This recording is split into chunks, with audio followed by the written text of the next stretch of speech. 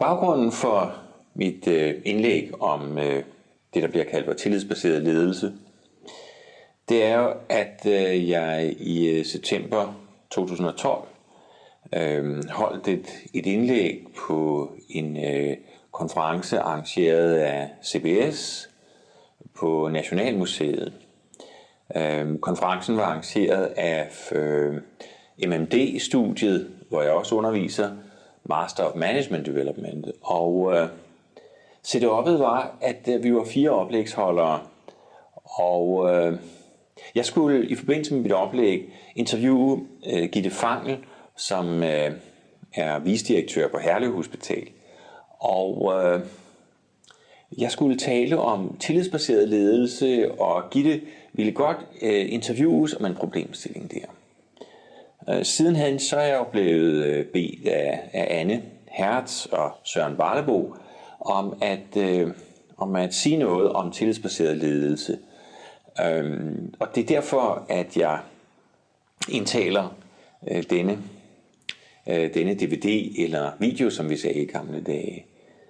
Jeg er nemlig meget skeptisk i forhold til tillidsbaseret ledelse. Jeg er i det hele taget skeptisk i forhold til alle disse dumsmarte begreber, der introduceres, og som så bliver en ny vind, man skal følge og surfe efter. Jeg forstår ikke, hvorfor at begrebet tillid pludselig bliver kanoniseret. Jeg tror mere, at der er tale om det, som den polske sociolog Zygmunt Bauman kaldte for denne glemmekultur, vi har. I stedet for at have en læringskultur, så har vi en glemmekultur. Tavlen bliver visket ren, og vi glemmer, hvad der var i går, fordi vi skal se, hvad der måtte stå i dag. Er det her ikke en del af kapitalismens ideologi, at vi hele tiden skal finde på noget nyt, at vi kun ser fremad mod nogle utopier, mod nogle idealer, i stedet for også at se tilbage på det, som den franske filosof Paul Ricoeur kaldte for erfaringsrum. Hele vores liv er spændt op imellem erfaringsrum og fremtidens horisont. Det vender jeg tilbage til. Der er jo ikke noget nyt, når vi taler om tillid, andet end at begrebet mystificerer eller forhekser, som filosofen Wittgenstein talte om. Jeg har bare taget den seneste avisartikel med her fra lørdag den 9. februar i Politiken, hvor der står, at vi er verdensmestre i tillid. En af de måder, som man har målt eller registreret tillid på, er ved at spørge en række mennesker, kan man i al almindelighed have tillid til sin nabo? Kan man i al almindelighed have tillid til andre mennesker? Og jeg kan huske, at magasinet Det Bedste gennemførte en undersøgelse, hvor man smed 100 tegnebøger, var det vist, i en række hovedsteder over hele verden. København var den eneste hovedstad, hvor i alle punge eller tegnebøger blev leveret tilbage til politiet og til ejermanden med alle pengene i. Senest oplevede jeg det i Københavns Lufthavn forrige lørdag. Jeg skulle med min familie flyve til Sharm el-Sheikh i Egypten, og jeg havde pung i baglommen og var på toilettet og registrerer ikke, at jeg taber min pung. Og vores søn August og jeg står i kø, og pludselig hører jeg i højtaleren, at Allan Holmgren bedes henvende sig i Informationen. Jeg hører det ikke tydeligt, og der går sådan en minuts penge eller 2. Så tænker jeg, var det mig? Og så opdager jeg, at jeg ikke kan finde min pengepunkt. Jeg løber hen til Informationen, og der er min pengepunkt med alle pengene i. Er det det, vi mener, når vi siger tillid? Eller hvad ligger der i ordet tillid? Hvis vi kigger på etymologien omkring tillid, så ligger der ordet lide, og det betyder oprindeligt, at man kan stole på, at vi kan regne med. Så det ser ud til, at vi i Danmark i hvert fald har en kultur, hvor vi kan regne med hinanden. At vi ikke bliver snydt og bedraget, som man gør i Brasilien, som er det land, hvor man har mindst tillid til hinanden. Det tror jeg, der her. Ja, de 10 bundtopper eller bundskrabere, det er fra bunden af Brasilien, Filippinerne, Costa Rica, Uganda, Peru, Tanzania, Ecuador, Malaysia, Tyrkiet, Colombia, Makedonien. Og top 1, ja, det er Danmark, 2 Norge, 3 Sverige, 4 Finland, 5 Holland, 6 New Zealand, 7 Canada, 8 Australien, 9 Indonesien, overraskende nok, 10 Island. Men at tage sådan en etisk kategori med ind på arbejdspladsen er betænkelig af flere grunde. For det første fordi tillid med det samme indeholder sit medbegreb. Jeg taler ikke om modbegreber, jeg taler om medbegreber. Men medbegrebet til tillid er naturligvis mistillid. Så snart at vi begynder at skulle registrere, om der nu er tillid inde i billedet, så gør vi det fra mistillidens horisont. Så når vi taler om, at vi må have tillid til hinanden, siger vi det med mistillidens horisont i baggrunden. Tillidsbaseret ledelse introducerer derfor med det samme mistillid. Det var en problemstilling, som Gitte rejste der i september, da jeg interviewede hende i Nationalmuseet foran 120 mennesker, noget i den stil. Den problemstilling, Gitte rejste, var, at hvad gør man, når man fra direktionen, hospitalsdirektionens side siger, at jamen, vi arbejder med tillid som grundkategori.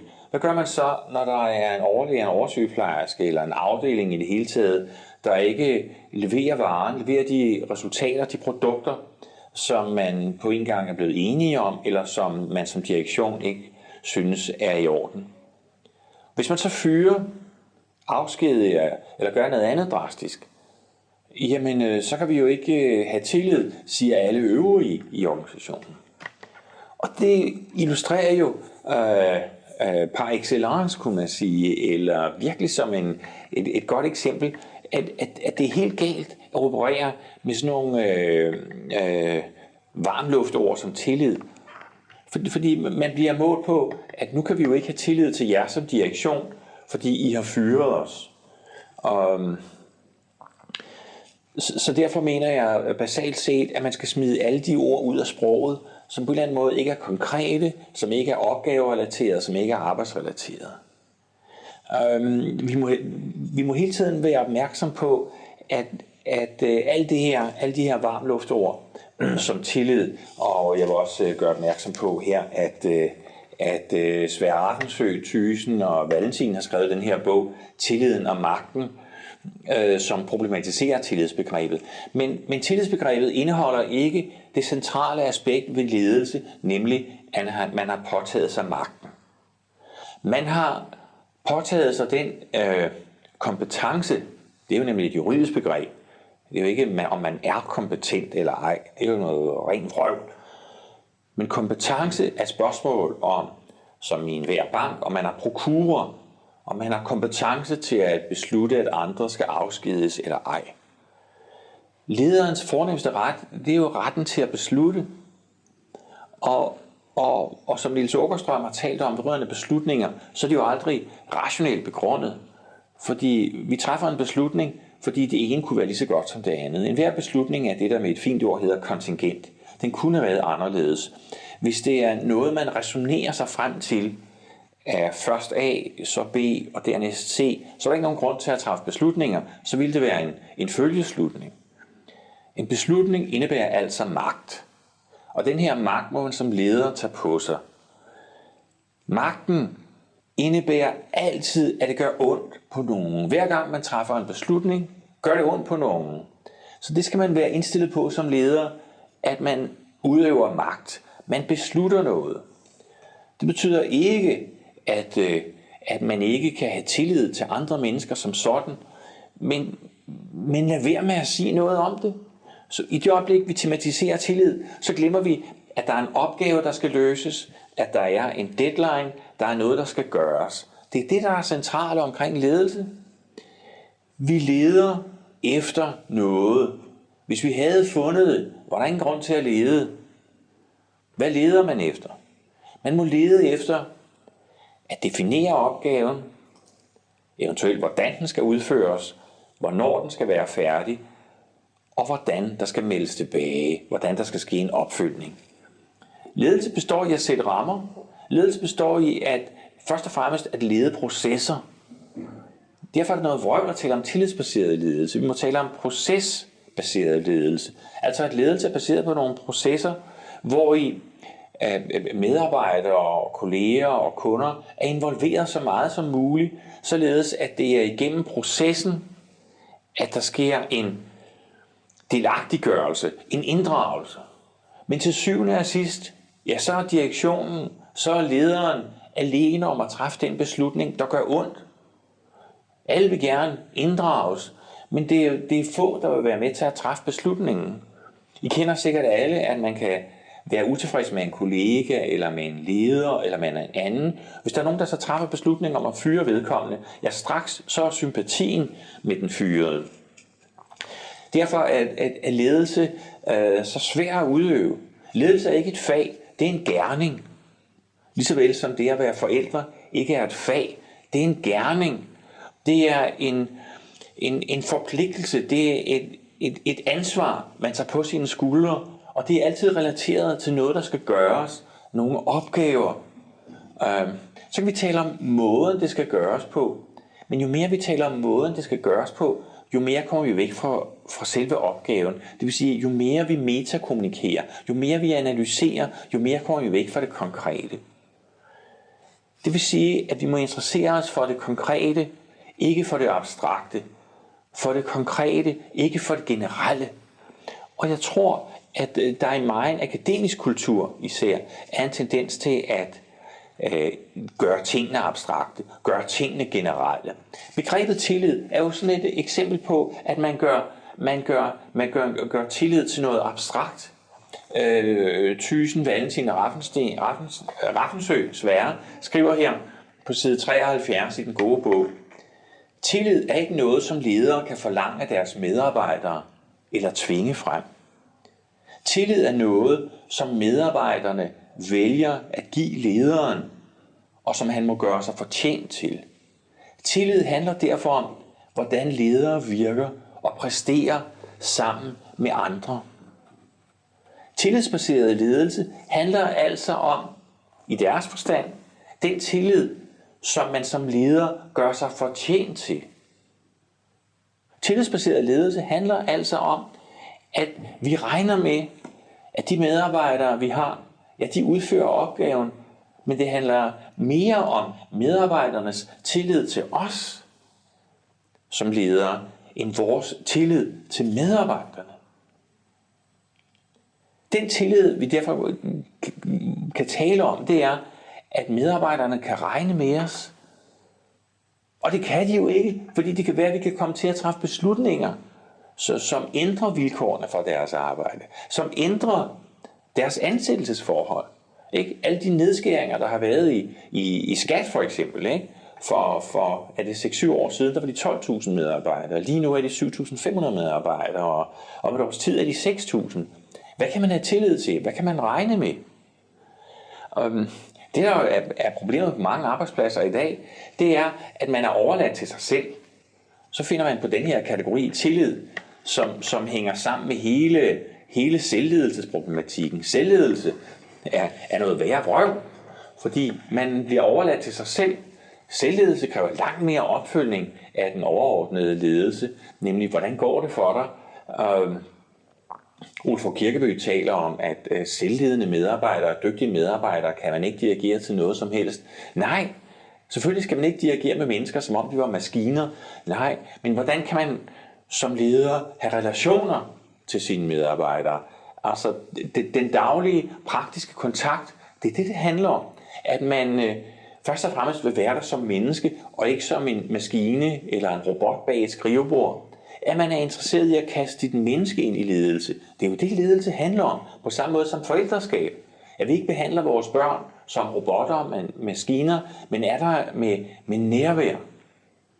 Således, at det er denne daglige, praktiske kontakt, der betinger, om vi må kan stole på, at vores ledere gør det, de siger, om det giver mening, det de siger, eller om det er varm luft, der skal dekonstrueres.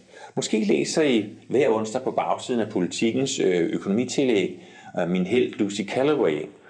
Hun er herligt, frisk, kritisk til alle de her buzzwords, som det hedder på nudansk, om den ene forblommede formulering efter den anden, og om alle disse værdier, der jo er ren vrøvl. Ikke? Værdier, for eksempel værdien tillid, værdien respekt, værdien engagement, bliver introduceret, fordi der ikke er tillid, fordi der ikke er respekt, fordi der ikke er engagement. I sidste onsdag skrev hun på bagsiden af Politikens økonomitillæg, at hun havde fundet et sted, det var nemlig firmaet Johnson & Johnson, deres missionsrapport eller noget af den stil, men den var skrevet i 1943 af en medarbejder eller en leder dengang. Der handlede det om at udvise ansvarlighed i forhold til kunderne, i forhold til produkterne.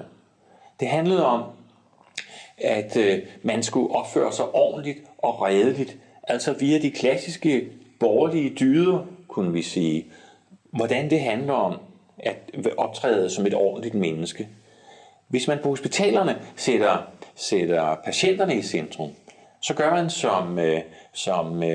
som Eva Søjden Bensen har gjort på Gentofte Hospital, fjerner alle disse skilte med de latinske betegnelser for obstetrik og hvad søren ved jeg, pædiatri, og sørger for at bruge danske ord, sørger for at gøre det enkelt at finde rundt, sørger for at sætte patienten i centrum, eller kunden i centrum, eller brugerne i centrum, i stedet for at hospitalet bliver fremmedgørende og magtudøvende, som vi sagde tilbage i 70'erne. Men det er så enkelt. På samme måde må ledelse relatere sig til de konkrete problemstillinger, som medarbejdere sidder med. Derfor så handler ledelse jo om at orientere sig mod det konkrete. Der eksisterer intet abstrakt eller generelt. Og det her synspunkt, det er jo et synspunkt, som de poststrukturalistiske filosofer med først og fremmest Foucault og Deleuze og Paul Ricoeur taler om. Der er intet generelt. Men det er jo en bombe under hele den naturvidenskabelige forskning, som forsøger, eller ikke bare forskning, jeg mener tænkemåde, som forsøger at kaste sig ind over humaniora. Man kan sige, er der ikke nogle generelle ting omkring lægeverdenen, omkring de fysiske sygdomme? Jo, selvfølgelig er der det. Men på det menneskelige område, det der også kaldes det humanistiske område, der eksisterer kun konkrete problemstillinger og konkrete fortællinger. Jeg kommer derfor nu tilbage til den franske filosof Paul Ricoeur, der forsøgte at ophæve dikotomien, adskillelsen mellem den naturvidenskabelige tilgang, som består af fakta, noget der er sket, noget vi kan måle og veje, noget vi kan registrere, og den humanistiske tilgang, som er mere filosofisk baseret, som det viser sig i litteratur. Han siger, at den eneste tid, der gælder, det er den tid, der er baseret på fortællinger. Fortællinger om, hvad der skete, fortællinger om, hvad der havde betydning. Hvis vi kun holder os til fakta, så mister vi spændingen. Så bliver det en krønike, så skete der det, så skete der det, så er der det, så er der det. Hvis der ikke er problemer, så er der ikke spændinger. Hvem vil læse en krimi, hvis der på side 1 var en forklaring af, hvem der er morderen, hvad der sker? Derfor handler ledelse om at orientere sig mod de konkrete problemstillinger. At dokumentere, hvad der bliver sagt, hvad der bliver gjort, og relatere det til det, som de implicerede parter ønsker. Og det, der er vigtigt for dem. Hvor der er problemer, er der nemlig noget, der er vigtigt. Et problem er kun et problem, fordi der er noget, der er vigtigt. I stedet for tillidsbaseret ledelse, så bør det være problembaseret ledelse. Stor fortælling handler om problemer, siger den amerikanske psykolog og filosof Jerome Bruner. Stor fortælling handler om problemer, og ikke en undervisning i problemløsning. Den væsentligste dyd som leder er derfor at kunne holde ud, at lytte til de problemer, der reelt er for de mennesker, som arbejder på afdelingerne. Hvis ikke vi vil lytte til de problemstillinger, der er, skal vi finde et andet job end at være ledere. Så er vi kujoner, hundehoveder, skidesprællere, som Egon Olsen siger i Olsen-banden-filmene. Vi bliver nødt til at holde ud og lytte til de problemer, som vi alle sammen løber igennem. Alle de farer, vi er ude på, vi møder på på hver vores odyssé. Så derfor ud med begrebet tillidsbaseret ledelse og ind med begrebet problembaseret ledelse. Tak for jeres opmærksomhed.